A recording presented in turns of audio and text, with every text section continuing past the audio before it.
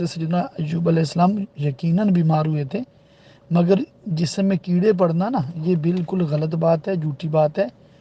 ایسے مرض سے انبیاء کرام علیہ السلام محفوظ ہوتے ہیں جس سے تعفن ہو، جس سے لوگ نفرت کرتے ہیں۔ سمجھے بات کو؟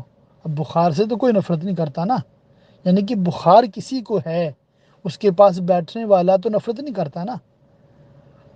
ہاں اگر کسی کو ایسا کوئی مرض ہو جائے، اس کی جسم سے بدبو آ رہی ہو بہت زیادہ، تو اب اس کے پاس جانے سے لوگ گھن کھائیں گے، گھن آئے گی۔ تو اسی طرح کسی کے چہرے پہ برس کے نشان ہو، جزام ہو جائے، کوڑ ہو جائے، معاذ اللہ ثم معاذ اللہ، تو لوگ نفرت کرتے ہیں نا۔ تو ایسے امراض سے انبیاء کرام علیہ السلام بالکل محفوظ ہیں۔